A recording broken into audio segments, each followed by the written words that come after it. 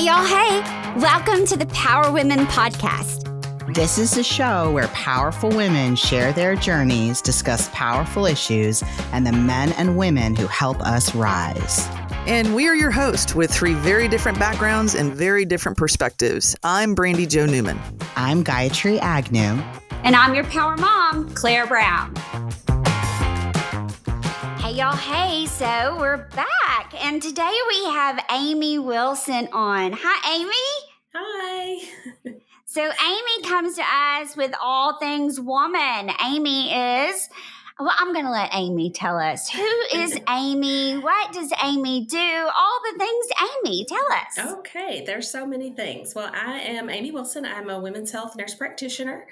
I work at soon to be called the Arkansas Urogynecology and Women's Health Clinic.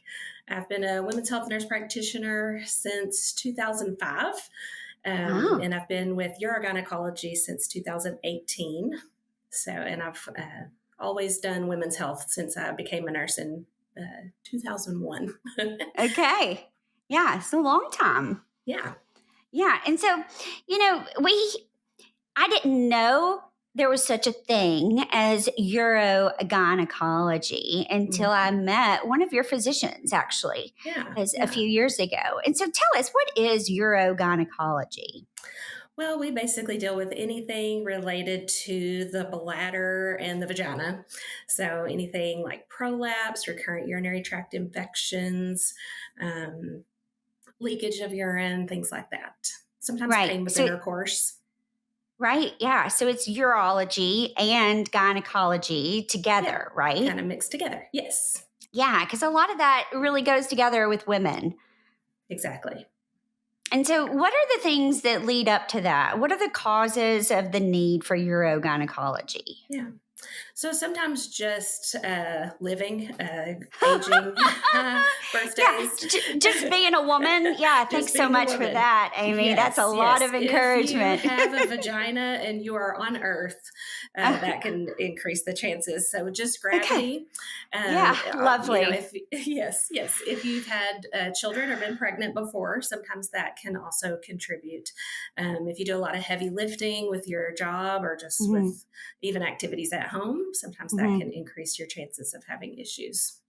Right. Because what happens to the body? What does that anatomy do? Right. Yeah. So sometimes the muscles and the ligaments stop being quite so strong, and that can allow things to bulge down. So the bladder can start to bulge into the vagina. The rectum can bulge into the vagina. The uterus can start to fall out, things like that. Also, as we age, the subcutaneous tissue that's in the vagina can start to thin, just like everywhere else on our body. And that can increase chances of things kind of starting to fall down or having more leakage because there's not as much tissue there to kind of hold things up. Right.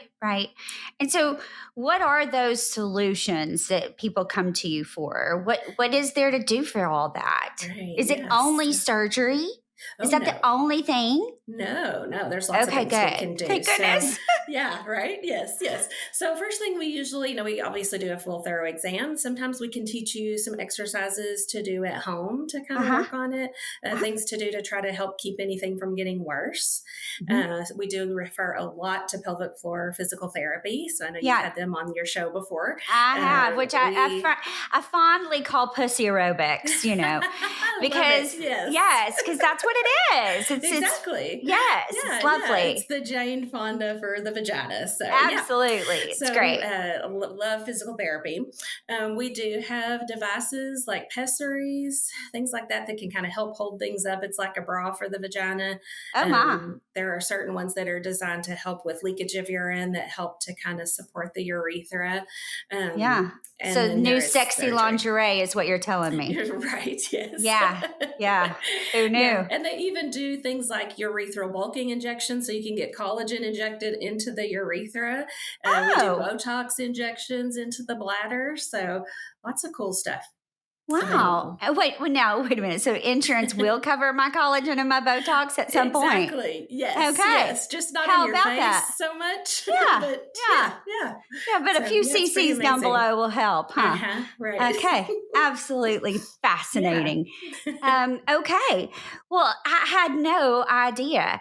And that is really great to know. And so, and so how, I guess I get a referral for this, or what are the symptoms? Like, So you don't have to have a referral to come to us if you're at home and you start to have any kind of leakage of urine, like when you cough or sneeze, if you start to yeah, feel a bulge, like pressure in the vagina, or if you yeah, wipe and you can feel something.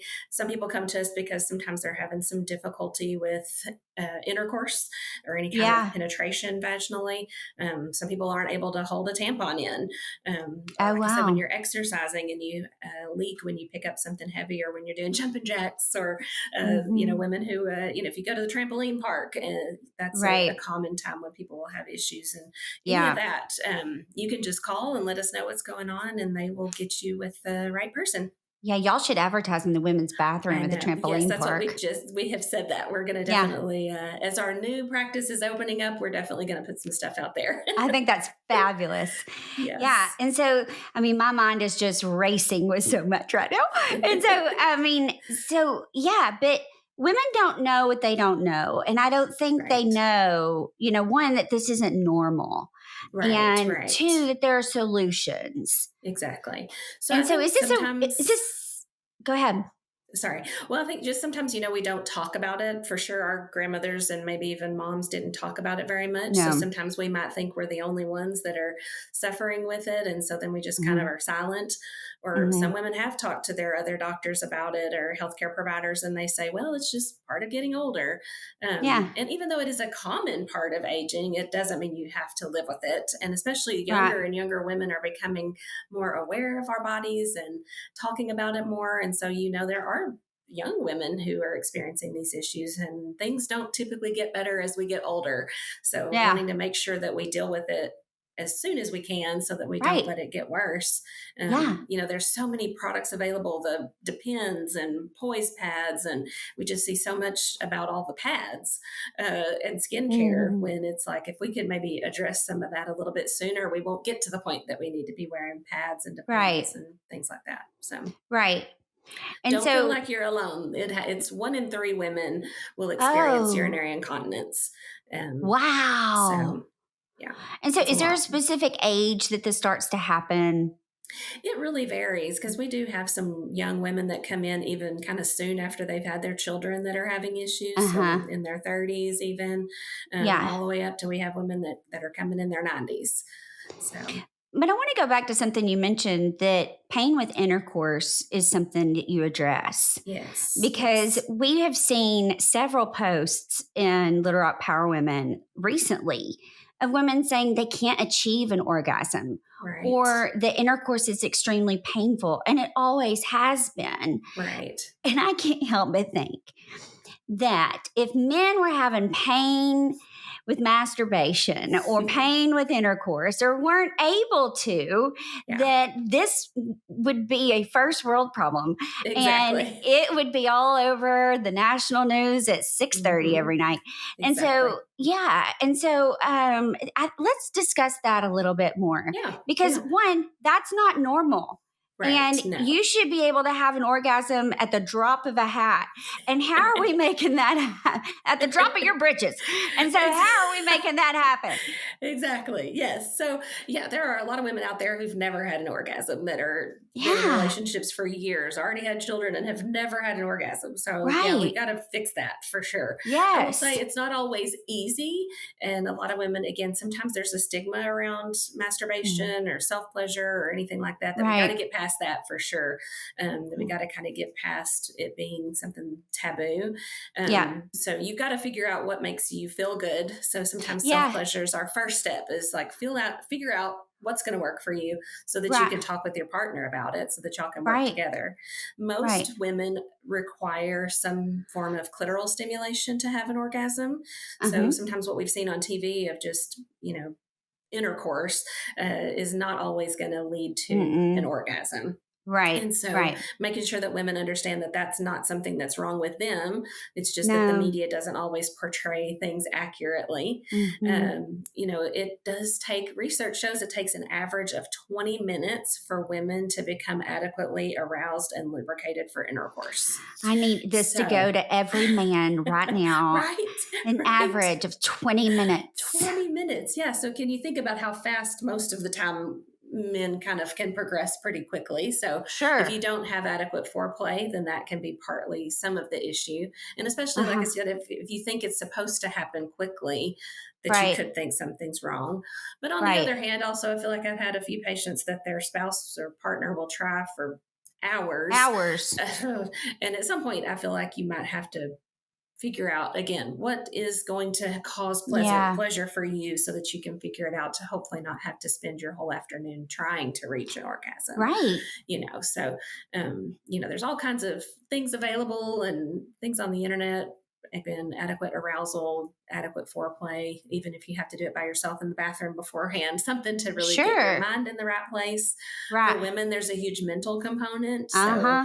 So, if you're worried about the bills and the kids or someone knocking on the door or, especially like our generation right now, we're kind of that sandwich of like, we've got older parents we're dealing with and kids we're dealing with. So who knows who all's in the house and what you're worrying about, and trying to get all of that shut down so that you can focus on a good, healthy sexual relationship.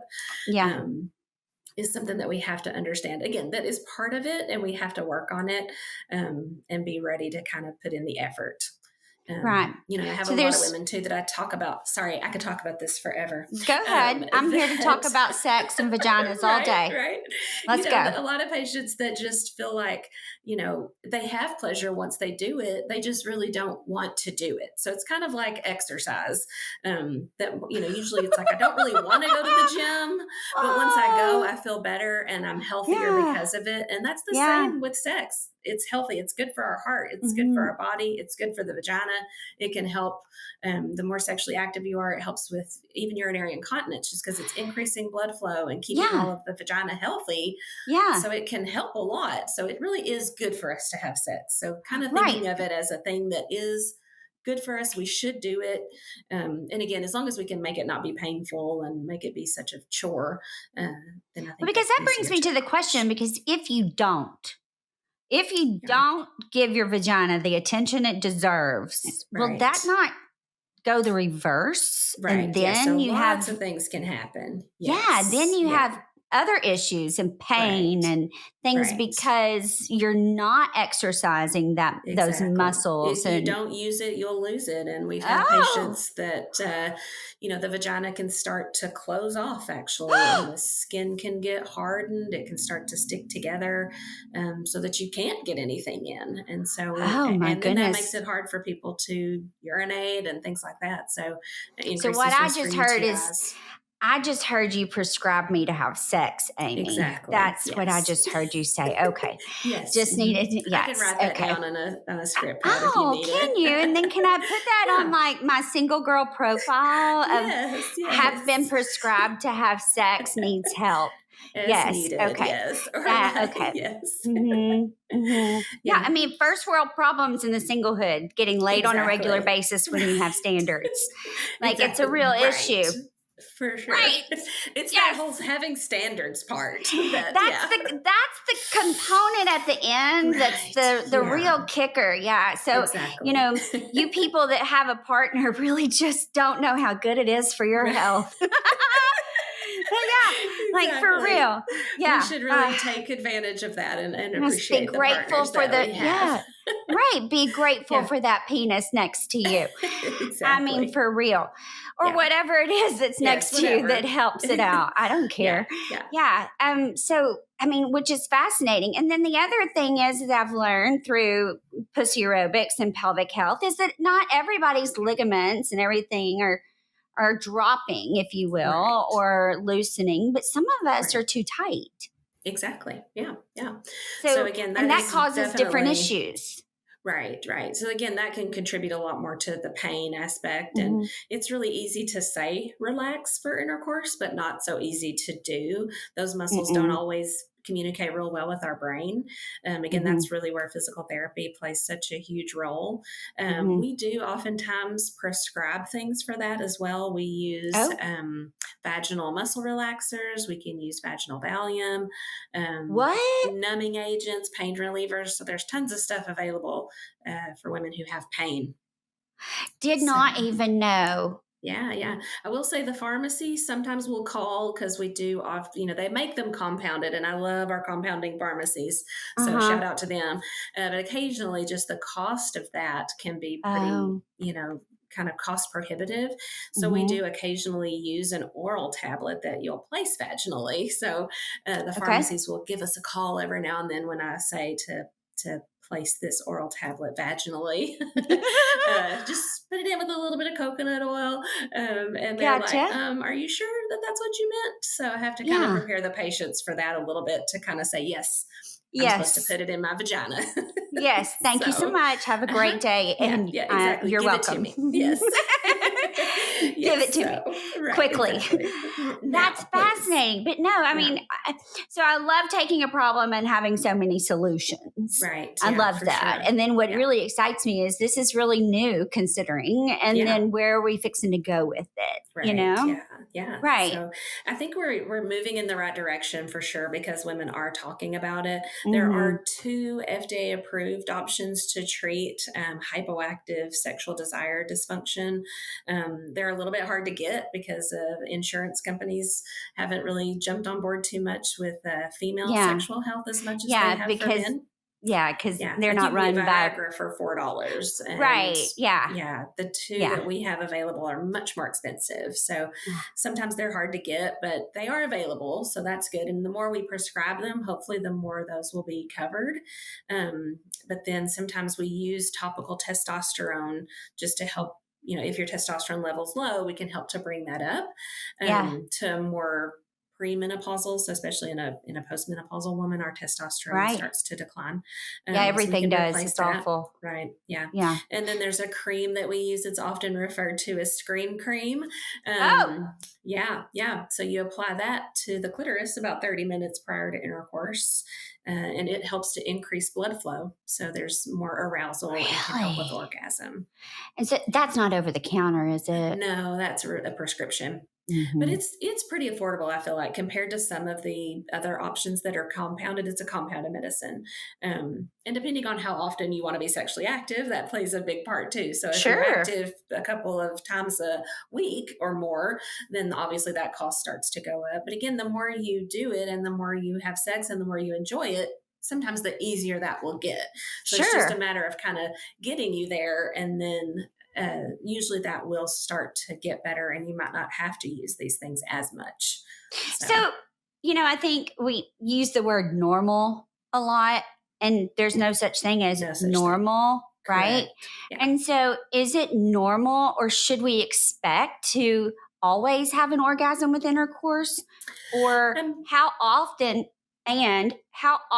should we be having intercourse? Right. I think that all is a very personal choice for sure, as far as, do you feel like you need an orgasm every time? I mean, I feel like a lot of women probably wish they could every time. And some of that probably depends on how often you're having sex. So, I think if you want to put in the effort to have one every time, you probably could, depending on how often that is. I think just like with men, you may not be able to have orgasm after orgasm in a row in the same day or anything like that. Some women can. Some women are, again, everybody's body is so different. But I think it's not uncommon for women to not have an orgasm every time, or want to spend that effort every single time, to get to that point. And we're sometimes happy to please our partner, that it's, that brings us some, satisfaction to be able to bring them to that point. Sure. And so, again, I think it kind of just depends on what your desires are. If it's something that you think, I want to have an orgasm every time, that your partner needs to be aware, and you both need to be aware of how to get there. Versus if you're like, I really don't care, I'm okay not having one, I don't want to spend 20 minutes getting ready and doing all of the work every time. And I want my partner to be, because again, sometimes you may have a partner that wants to have sex every day and you Right. don't ever want to have sex. So we got to find a middle ground. And so Right. then again, that kind of helps you to kind of say, okay, here's how often I might want to have an orgasm Right. versus every time. Okay, so let me reframe the question. In order for me to not, or a woman to not experience atrophy, is what you're essentially saying, of the vagina, Right. how Yeah. often does the girl need to get exercise? Right. So that again, I feel like because there's other ways that we can help to keep the vagina healthy besides just intercourse. So again, if let's say you don't have a partner anymore, you can probably, I would say, everything is different, and I don't know that there's any research that really gives us a number on how often you should masturbate, because again, some women don't really want to do all of that and don't necessarily Yeah. worry as much about an orgasm. So a lot of times that is going to be a personal choice.